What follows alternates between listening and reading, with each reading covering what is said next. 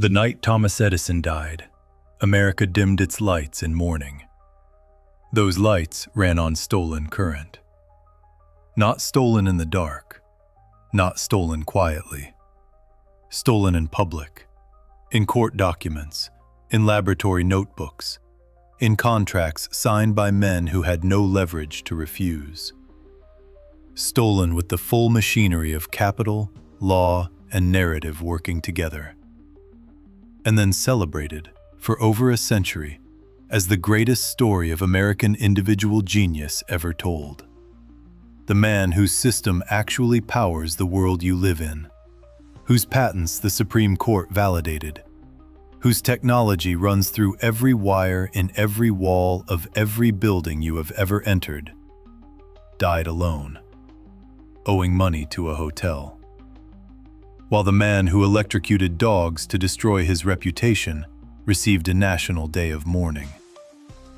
This is not a story about two inventors. It is a story about who gets to write history, and why that has never, not once, been an accident. What you were about to hear was buried, deliberately. In 1885, a young Serbian engineer arrived at Thomas Edison's workshop in Manhattan. He had crossed the Atlantic with almost nothing. 4 cents in his pocket, a book of poetry, and a letter of recommendation from Edison's own European director, Charles Batchelor. The letter said, simply, "I know 2 great men. One is you. The other is this young man." Edison hired him on the spot.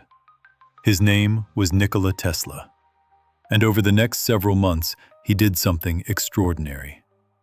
He redesigned Edison's direct current dynamos from the ground up, a system Edison's own engineers had declared impossible to improve. Tesla didn't just improve it, he rebuilt it entirely, solving in months what had stumped Edison's team for years. When the work was complete, Tesla walked into Edison's office and asked for what he had been promised. The exact amount varies slightly by account. Most place it at $50,000, a fortune in 1885. Edison had dangled it as a bonus when Tesla took the job, framed as the reward for delivering the impossible. Tesla delivered. Edison laughed. "Tesla," he reportedly said, "you don't understand our American humor." There was no bonus. There had never been any intention of a bonus. Tesla quit within days. Enjoying the story so far? Subscribe to Untold History and keep discovering the past they never told. He would never work for Edison again. Nobody questioned this story for a very long time. Not the textbooks, not the classrooms, not the museums. For over 100 years, the man who laughed at Nikola Tesla was still the one with his face on the commemorative stamps. The man who built the electrical system that actually powers the world you live in.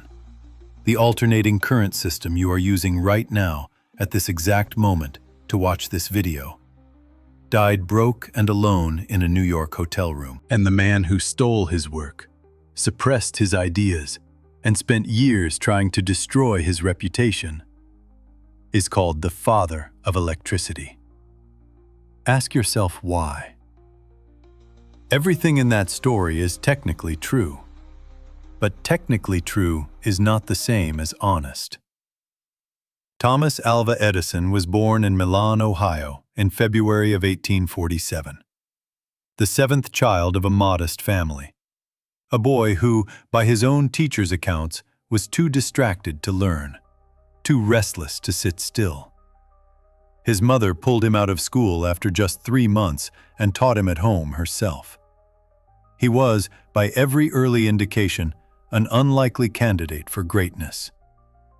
And yet, by the time he was in his mid-30s, Thomas Edison had become the most famous inventor in the world. Not just in America, in the world. His laboratory in Menlo Park, New Jersey, was called the Invention Factory, and the name wasn't an exaggeration. Between 1876 and 1882, it produced a patented invention roughly every 11 days. The phonograph. the carbon microphone, the first practical incandescent light bulb, the motion picture camera, the electrical power grid. His name was everywhere. Newspapers couldn't print enough of him. Queen Victoria wanted to meet him. Victor Hugo called him a genius without parallel.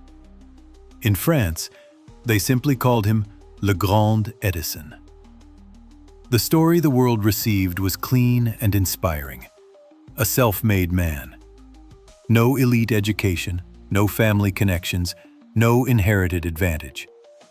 Just a curious mind, a relentless work ethic, and an almost supernatural capacity to solve problems that had defeated everyone else. He famously said that genius was 1% inspiration and 99% perspiration. And the public believed it, because the public had watched him prove it over and over again in real time. On the surface, it makes sense. A tireless American inventor working through the night in his laboratory, changing the world one patent at a time. But surfaces are rarely the whole story.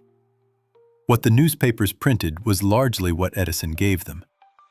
He understood something that very few people of his era grasped instinctively, that the perception of genius was, in many ways, more powerful than genius itself. He cultivated journalists. He staged demonstrations. He gave interviews designed to produce specific headlines. He was not merely an inventor. He was a brand. And he managed that brand with the same precision he applied to his machines. The lab at Menlo Park was real. The work was real. The inventions were real. But the story of how they came to exist, who contributed, who was credited, and who was quietly pushed aside, that part was constructed. Carefully. Deliberately. Edison employed dozens of engineers and scientists at any given time. Many of them were brilliant in their own right. Some of them arrived with ideas more advanced than anything Edison had yet conceived. They signed over their patent rights as a condition of employment. Their names disappeared into the machinery of Edison's operation, and Edison's name appeared on the final certificate. This was legal. This was standard practice. The irony is almost too obvious. Almost. The man celebrated for his individual genius built his empire on a system specifically designed to collectivize innovation and assign its credit to one person. The textbooks never quite got around to explaining that part. And the war of currents, the legendary battle between Edison's direct current system and Tesla's alternating current, is taught, when it is taught at all, as a story of two competing visions, two great minds, a technical disagreement that history eventually resolved in Tesla's favor. That framing is generous to one side, because what Edison did during that war was not a technical argument. It was something else entirely. The official version sounds convincing, until you read what they left out. In the winter of 1887, Thomas Edison launched a public campaign. He called it a safety campaign. He said he was concerned about the public, about families, about children who might be harmed by the dangerous new electrical system being proposed by his competitors. Specifically, the alternating current system developed by Nikola Tesla and being commercialized by industrialist George Westinghouse. Edison printed pamphlets. He gave interviews. He wrote letters to newspapers and city officials warning that alternating current was a lethal technology that had no place in American homes. He called it the executioner's current. What happened next was not an accident. Edison opened his laboratory to the public for a series of demonstrations. He invited journalists, politicians, and civic leaders to watch. And what they watched was this. His team took stray dogs and cats collected from local neighborhoods, placed them on a metal plate, and ran alternating current through their bodies until they died. Dozens of animals, killed publicly, for press coverage. Edison's team called it being Westinghoused, a verb they coined deliberately to attach a competitor's name to the act of electrocution. Every journalist who printed the word was, without knowing it, running Edison's advertising. The campaign worked well enough that when New York State introduced the electric chair as a more humane method of execution in 1890, it was built using Westinghouse's AC generators, a detail Edison's team had quietly lobbied for. The reasoning was explicit and documented. If the public associated alternating current with state executions, they would never accept it in their homes. There is a reason this detail was removed from the official record. Because what it reveals is not a man defending public safety. It is a man who understood that fear, deployed precisely, is more effective than any patent. Edison's direct current system had a fundamental problem he could not engineer his way out of. DC power loses strength over distance. To power a city, you need a generating station every mile or so. That meant Edison's vision of electrical infrastructure required an almost unimaginable number of stations, each one owned, operated, and profited from by Edison's companies. Alternating current could travel hundreds of miles from a single source. It was cheaper, more efficient, and more scalable by every measurable standard. Edison knew this. His own engineers had told him. Some of them had quietly begun advocating for AC internally, which is part of the reason Tesla's tenure at the lab ended the way it did. The numbers did not lie. The interpretation did.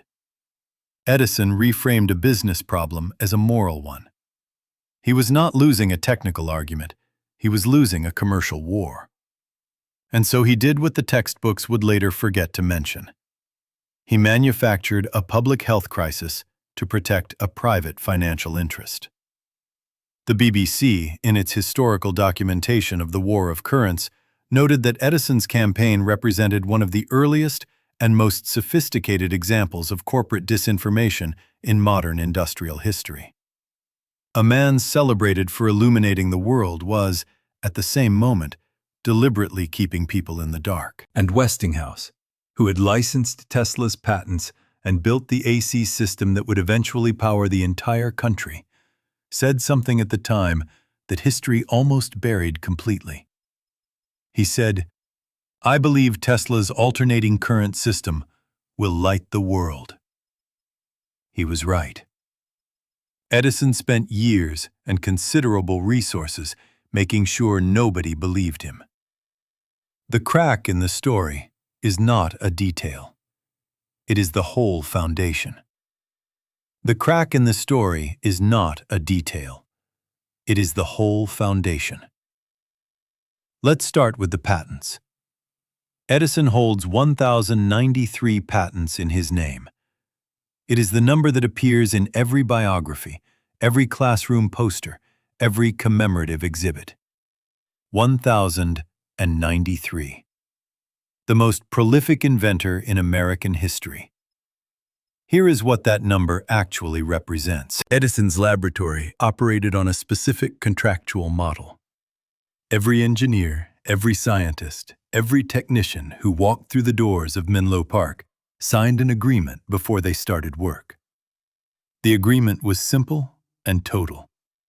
Any invention produced while employed by Edison, using Edison's resources on Edison's time, belonged to Edison.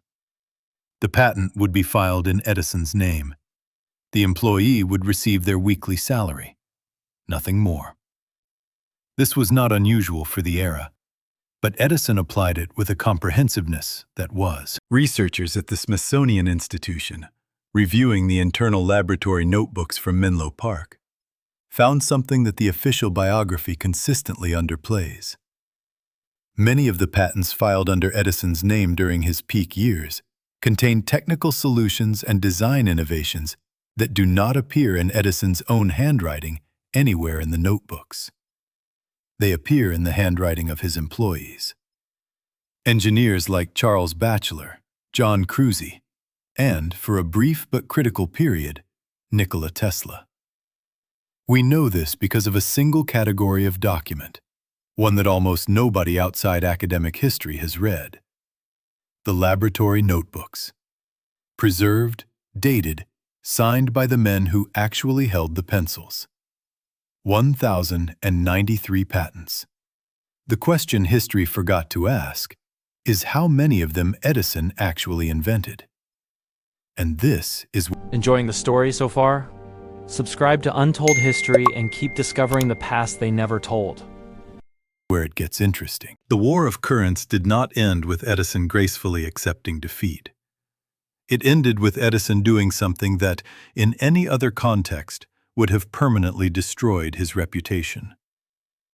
In 1892, after years of losing ground to Westinghouse and Tesla's AC system, Edison's financial backers, led by J.P. Morgan, forced a corporate merger. Edison's company was folded into a new entity. That entity was renamed. They called it General Electric. Edison's name was removed from his own company. And here is the detail that the BBC's historical coverage of this period documents with particular clarity. Edison never publicly accepted that alternating current was superior. Even after General Electric itself adopted AC technology and began building the infrastructure that would power the 20th century, Edison continued, privately and in interviews, to insist that he had been right, that DC was safer, that history would vindicate him. It never did. Keep that in mind, because it connects directly to what came next. And what came next is the part that reframes everything. Nikola Tesla, by 1900, held the patents for alternating current. The hydroelectric generators at Niagara Falls, the first large-scale AC power station in the world, the model for every power grid that followed, ran on Tesla's system. Tesla had done what Edison said was impossible. He had illuminated the continent. And then Tesla made one catastrophic mistake. He trusted another powerful man with his financial future. Industrialist J.P. Morgan, the same man who had forced Edison out of his own company, became Tesla's primary investor for his next project, the Wardenclyffe Tower. A global wireless transmission system. Free energy, potentially, for the entire world. When Morgan realized the system could not be metered, that there was no mechanism to charge people per unit of electricity if it was broadcast freely through the air, he withdrew all funding. Immediately. Without warning. Tesla never recovered financially. That single decision changed everything that followed. Here is the part that history made sure you would never feel the full weight of. In 1943, the year Tesla died alone in room 3327 of the New Yorker Hotel, his last possessions a stack of notebooks and an unpaid bill, the United States Supreme Court ruled on a patent case. The court ruled that Guglielmo Marconi's patents for radio transmission were invalid, because the technology had already been patented by Nikola Tesla. Tesla had invented radio. He died not knowing the court had finally said so. He died owing money to the hotel that housed him. He died having given the 20th century its electrical foundation. Alternating current, radio transmission, the induction motor, the basis of wireless technology, and having received, in return, almost nothing. Edison died 16 years earlier, wealthy, celebrated, surrounded by journalists who called him a genius. He received the Congressional Gold Medal.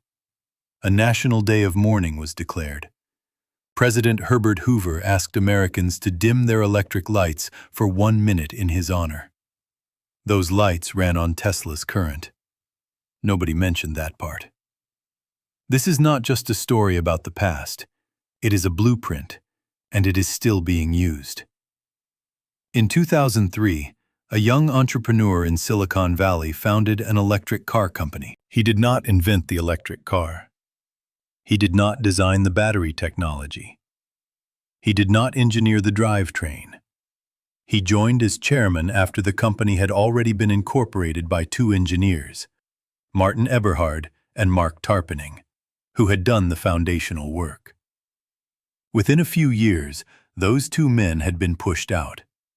The entrepreneur rewrote the company's founding narrative. He began referring to himself publicly as a co-founder. The press accepted it without significant scrutiny. The story of the two men who actually started the company faded quietly into the background. The entrepreneur's name was Elon Musk. The company was called Tesla, named with considerable irony after the man history had already done this to once before. The irony is almost too obvious. Almost. This is not a coincidence worth dismissing. It is a pattern worth understanding. Because what Edison pioneered was not just a method of stealing credit. It was a complete operating system for manufacturing genius. And that system has been running without interruption for 150 years. The components are always the same. Find the work of people less powerful than you. Attach your name to it through contracts, capital, or sheer force of narrative. Use the press as a distribution mechanism for your personal mythology. When competitors emerge with better ideas, don't defeat them technically, destroy them reputationally. And when history is finally written, make sure you are the one holding the pen. Edison did not invent this playbook, but he industrialized it. And this is where it gets interesting. Because the consequences of believing the Edison myth are not merely academic. They are structural. They shape how society decides who deserves investment, who receives credit, who gets the statue in the public square, and who gets the footnote in the appendix. When we teach children that Edison invented the light bulb, alone, through individual brilliance and relentless effort, we are teaching them a specific theory of how progress works. We are telling them that genius is singular, that innovation is the product of one extraordinary mind, that the story of human advancement is, at its core, a story about exceptional individuals. That theory is wrong. It was wrong in 1882. It is wrong now. CNN's historical analysis of Edison's legacy noted something that deserves to be said plainly. The Menlo Park Laboratory was, in modern terms, a research and development corporation. It ran on collective intelligence. It produced results through systematic, collaborative experimentation. Edison's genuine contribution was organizational as much as inventive. He built a machine for producing innovation. That is a real and significant achievement, but it is a different achievement than the one in the textbooks. And the difference matters enormously. Nobody questioned this. For over 100 years, nobody questioned this. Because the myth was more useful than the truth. A society that believes in the lone genius has a justification for concentrating power, credit, and capital in the hands of a single figure. It has a story that makes inequality feel like the natural consequence of exceptional ability. It has a reason to ignore the engineers whose names aren't on the patent, the scientists whose notebooks were never published, the inventors who died in hotel rooms while the men who leveraged their work received national days of mourning. Nikola Tesla contributed the alternating current system that made the modern electrical grid possible. He contributed the induction motor, the basis of radio, the foundational concepts behind radar, X-ray technology, and remote control. He died with nothing. Edison contributed something different. He contributed the template. The template for how power uses the story of genius to justify itself. And we are still living inside that template. Every time a technology company files a patent on work done by its employees. Every time a founder's name eclipses the team that built the product. Every time a journalist writes about a billionaire's vision without asking who actually did the work. That is Edison's real legacy. Not the light bulb. The system that decides whose name goes on it. The real lesson of Edison is not about electricity. It is about us. There is a photograph taken of Thomas Edison in 1929. He is 82 years old, frail but upright, surrounded by dignitaries and heads of state.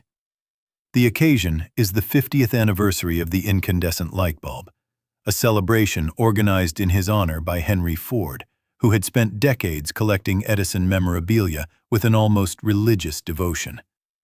Ford had even purchased the original Menlo Park laboratory and had it physically relocated, building by building, to his estate in Michigan. He wanted to preserve the birthplace of the myth exactly as it was. At the ceremony, President Herbert Hoover attended in person. It was called Light's Golden Jubilee. Nikola Tesla was not invited. He was alive. He was in New York. He had invented the system that made the electric lights at that ceremony possible. He was not invited. Nobody questioned this. At the time, nobody questioned this at all.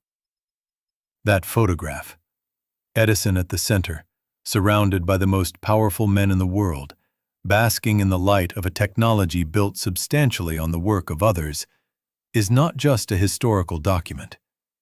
It is a diagram of how mythology functions, of how power decides what gets remembered and what gets erased, of how the stories we inherit shape the world we build. We built a world on Edison's current, and then we discovered it was Tesla's. We built a world on Edison's patents, and then historians discovered whose handwriting was in the notebooks. We built a world on the idea of the lone genius, and then we kept building it, long after the evidence suggested we should stop. On the surface, that seems like an honest mistake, but surfaces are rarely the whole story. The question worth sitting with is not whether Edison was talented. He was. The question is what we lost by collapsing an entire collaborative system of innovation into a single face on a commemorative stamp. What ideas were never funded because their inventors didn't fit the mythology? What technologies were suppressed because the people who held the capital preferred a simpler story? How many Teslas, how many people with genuine world-altering ideas were quietly Westinghoused, not by electricity, but by the same machinery of narrative and power that Edison perfected? We will never know the full count. That is precisely the point. History is not a neutral record. It is a selection. And every selection reflects the priorities of whoever was doing the selecting. Edison's story was selected, shaped, funded, and distributed by men who benefited from it, financially, politically, ideologically.